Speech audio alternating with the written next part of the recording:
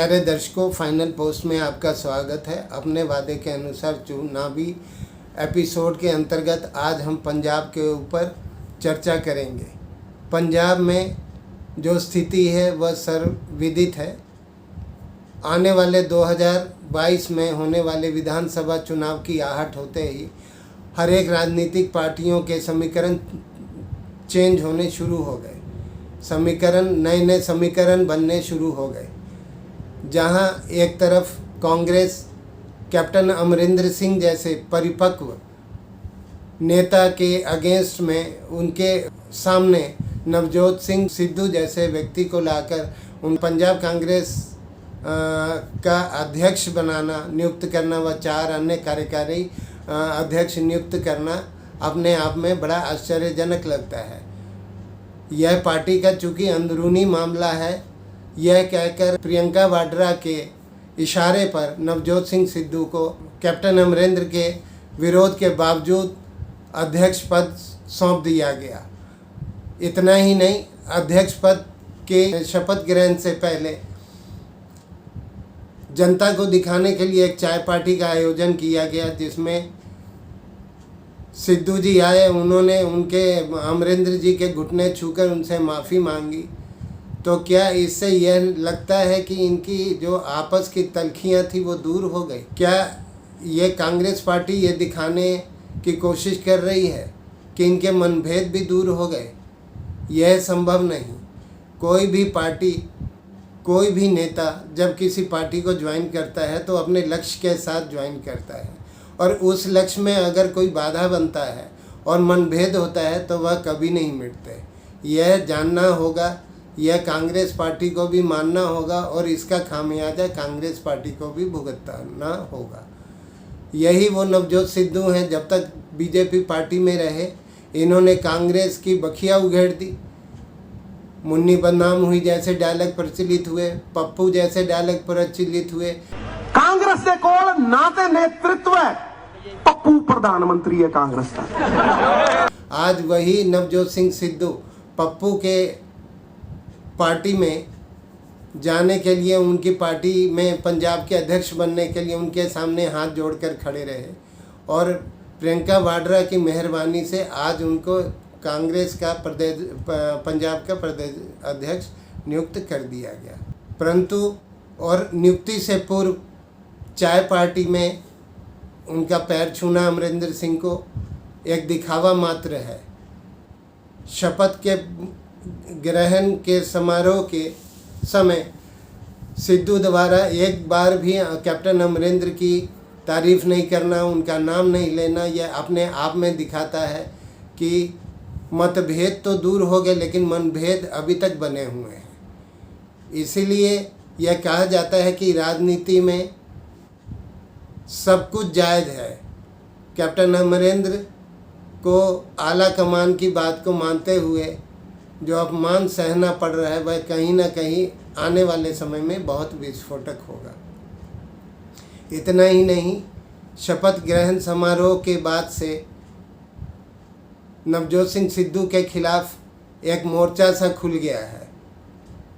राजकुमार जो कांग्रेस के विधायक हैं, वो खुल के कैप्टन अमरिंदर के समर्थन में व नवजोत सिंह सिद्धू के अगेंस्ट में आ गए हैं। ऐसे ही कई ऐसे विधायक हैं जो अंदर ही अंदर सिद्धू को पसंद नहीं करते, उनकी बात को कभी कोई सीरियस नहीं, यहाँ तक कि जनता भी उनकी बात को सीरियस नहीं लेती।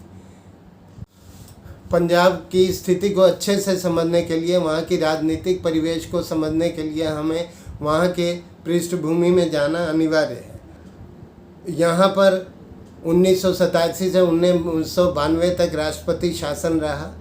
खालिस्तानी आतंकवादी गतिविधियों की वजह से, वहाँ पे राष्ट्रपति शासन होने की वजह से लोकतांत्रिक प्रक्रिया रुकी रही। 1992 में 1992 में जब पहली बार विधानसभा के चुनाव हुए तो उसमें कांग्रेस पार्टी ने ऐतिहासिक जीत हासिल करी। टोटल इन्होंने 87 सीटें हासिल की, जहां वहीं पर शिरोमणि अकाली दल को सिर्फ 3 सीटें प्राप्त हुई और बीजेपी मात्र 6 सीट पे सिमट के रह गई। उस स्थिति को उस सीट को बरकरार रखते हुए अपनी मेहनत, अपने कार्यशैली के बल पे अमरिंदर सिंह कई बार मुख्यमंत्री बने। अभी 2017 में जो विधानसभा चुनाव हुए उसमें 77 सीटें लाकर कैप्टन अमरिंदर सिंह ने अपने को साबित कर दिया कि वह एक कुशल कार्यकर्ता, पार्टी के कुशल कार्यकर्ता ही नहीं, एक अच्छे राजनेता भी हैं, एक अच्छे एडमिनिस्ट्रेटर भी हैं। उसका कारण है कि कैप्टन अमरिंदर सिंह सन 1963 से 1965 तक सिख रेजिमेंट में कैप्टन के पद पर भी रहे। इसलिए अनुशासन और एडमिनिस्ट्रेशन उनका एक ऐसा हथियार है जिसके बल पे वो कई बार इसके मुख्यमंत्री, पंजाब के मुख्यमंत्री रहे। उनके सामने नवजोत सिंह सिद्धू का महत्व अभी ना के उन बराबर है। नवजोत सिंह सिद्धू को खुद को साबित करना पड़ेगा पार्टी में। कहीं ऐसा तो नहीं कि कांग्रेस ने नवजोत सिंह सिद्धू को लाकर अपने पैर पे कुल्हाड़ी मारी है, क्योंकि अंदर खाने जो वोट कटेंगी, वो जो असंतुष्ट विधायक हैं, वो कहीं इनके लिए नुकसानदेह साबित ना हो। इसके ऊपर भी आला कमान को सोचना पड़ेगा और समझना पड़ेगा कि इस समस्या से कैसे निपटा जाए। जहाँ तक राजनीति की बात है तो विधानसभा के जो चुनाव होते हैं वो स्थानीय मुद्दों पर लड़े जाते हैं। शिरोमणि अकाली दल जो कई सालों से बीजेपी की सहयोगी पार्टी रही, किसान बिल के समर्थन के ऊपर विवाद होने पर शिरोमणि अकाली दल बीजेपी से अलग हो गई। हमें यह भी जानना पड़ेगा कि 1996 में जब लोकसभा चुनाव, अटल जी के समय लोकसभा चुनाव हुए, उस टाइम 13 में से 11 सीटें, 3 सीटें बीएसपी और 8 सीटें शिरोमणि अकाली दल लेके आई थी। तब बीएसपी और शिरोमणि अकाली दल में गठबंधन था। 1996 के बाद 1996 में जब अटल जी की सरकार बनी तो शिरोमणि अकाली दल ने उनको बाहर से बिना शर्त के समर्थन के करने का फैसला किया। इस पर कांशीराम, उस समय के बीएसपी प्रमुख कांशीराम व अकाली दल, शिरोमणि अकाली दल में मतभेद उत्पन्न हो गया, जिसकी वजह से 1996 से 2020 तक शिरोमणि अकाली दल बीजेपी के ही साथ रही। परंतु आज के वर्तमान स्थिति में किसान बिल को लेकर, चूँकि पंजाब एक कृषि प्रधान प्रदेश है, पूरे देश में होने वाले टोटल गेहूं का जो उत्पादन होता है उसका 12% सिर्फ पंजाब में होता है। इसी तरह जो चावल होता है उस टोटल पूरे देश में होने वाले उत्पादन का 5% इसमें होता है। यहाँ यह भी जानने योग्य बात है कि यह प्रदेश विकसित प्रदेशों में आता है। इस प्रदेश के रहने वाले ज़्यादातर जो स्थायी निवासी हैं वो कनाडा या यूके में रहते हैं, और जहाँ से इस प्रदेश को फंड भी बहुत आता है। आपको ज्ञात हो या ना हो, लेकिन मैं यहाँ एक दिलचस्प बात बताना चाहूँगा कि पंजाब में हर एक घर में जो ऊपर पानी की टंकी बनी है वो अलग अलग तरह की बनी है। किसी में कोई पानी की टंकी कार बनी है, कोई घूमड़ी जिसे एक महिला मटका लेके खड़ी है, कहीं हवाई जहाज बना है। यह जो सिंबल, ये एक तरह से सिंबल है कि जिस घर पे इस तरह की टंकी बनी है वह परिवार में कोई ना कोई व्यक्ति विदेश में रहता है, यानी कि वो परिवार एनआरआई परिवार है। तो हमें ये समझना होगा कि वहाँ पर उत्पादन के साथ साथ वहाँ के लोगों के पास पैसा भी बहुत है। शायद यही कारण है कि वहाँ के जो युवा पीढ़ी है वो कोई काम न करके ड्रग्स जैसे बुरी लतों में फंस गई है। वहाँ का जो किसान है वो बिजली की कमी से त्रस्त है। यही कारण है कि 2017 में आप पार्टी का प्रवेश होना, आप पार्टी का विधानसभा चुनाव में प्रवेश करना और 20 सीटों का को लेके आना अपने आप में आश्चर्यजनक है।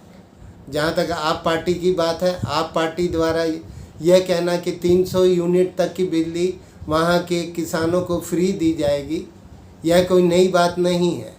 आप पार्टी पहले ही दिल्ली में 300 यूनिट बिजली व पानी फ्री दे रही है, किंतु हमें यह भी सोचना पड़ेगा कि आप पार्टी क्या बिजली पानी के अलावा भी कुछ सुविधाएं दे रही है। इसका सबक हमें दिल्ली से लेना पड़ेगा। किसी भी तरह के विकास कार्य में किसी तरह का आप पार्टी का योगदान नहीं है, तो फिर हमारा यह कहना कि यह पार्टी इतना खर्च कैसे, यह हमारे टैक्स का पैसा ही हमें वापस कर रही है, जिसका नुकसान हमें आने वाले समय में होगा। एक बात ज़रूर मैं कहना चाहूँगा, उप मुख्यमंत्री मनीष सिसोदिया द्वारा थोड़ा बहुत काम स्कूलों के संदर्भ में किया गया है। सरकारी स्कूलों का स्टैंडर्ड थोड़ा बढ़ाया गया है और प्राइवेट स्कूलों पर नकेल कसी गई है। बस इसके अलावा आप पार्टी द्वारा कोई भी योगदान नहीं दिया गया। अगर आप पार्टी ज़्यादा सीटें लाती है और कोलैबोरेशन करके भी सरकार बनाती है, पंजाब में 300 यूनिट बिजली फ्री देती है, इसके अलावा कोई विकास का कार्य नहीं करती, तो पंजाब का भी हश्र वही होगा जो दिल्ली का हुआ है। आने वाले समय में क्या शिरोमणि अकाली दल बीएसपी के साथ कोलैबोरेशन करके ज़्यादा सीटें ला पाएगी, जैसा कि 1996 में अकाली दल और बीएसपी इन्होंने मिलके लोकसभा की 13 में से 11 सीटें जीती थी। बाद में शिरोमणि अकाली दल के अटल बिहारी वाजपेयी बीजेपी को बिना शर्त समर्थन देने पर यह दोनों पार्टियां अलग हो गई थी। आज 1996 के बाद 2022 में क्या ये दोनों पार्टियां अपना स्थान बना पाएंगी पंजाब में? क्या ये मेजॉरिटी के नज़दीक पहुंच पाएंगी, या इनका भी वही हश्र होगा जो और पार्टियों का होता है?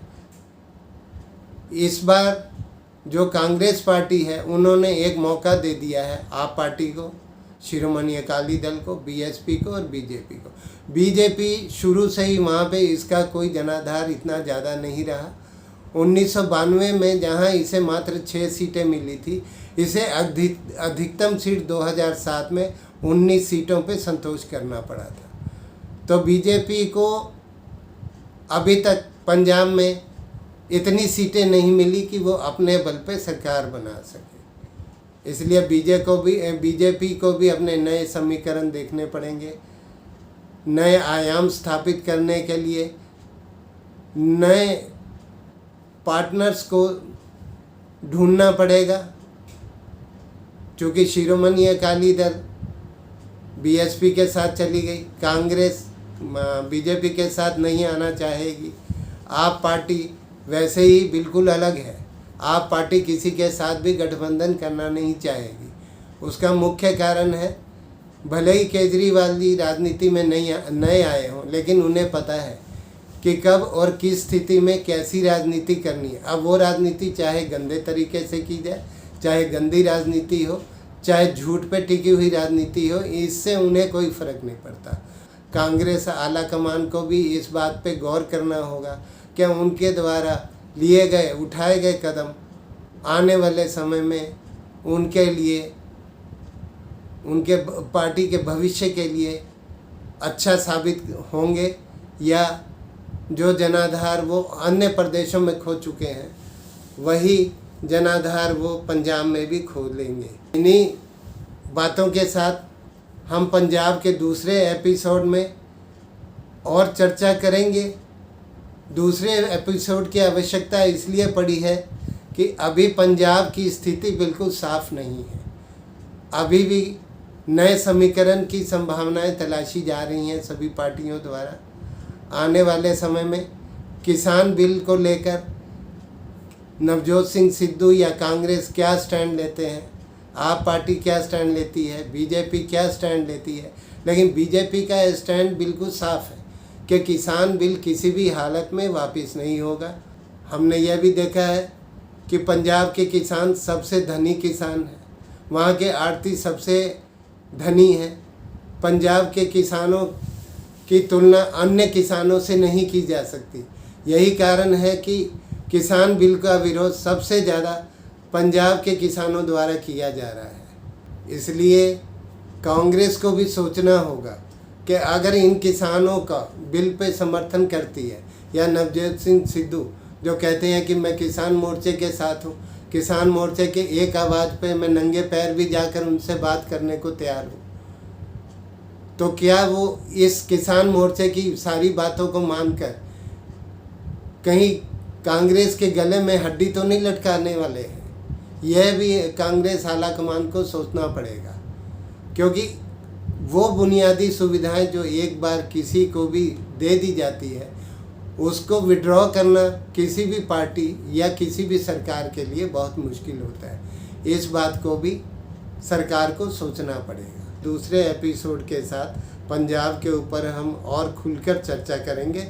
तब तक के लिए धन्यवाद। फाइनल पोस्ट से अनिल कुमार, दिल्ली से, नमस्कार।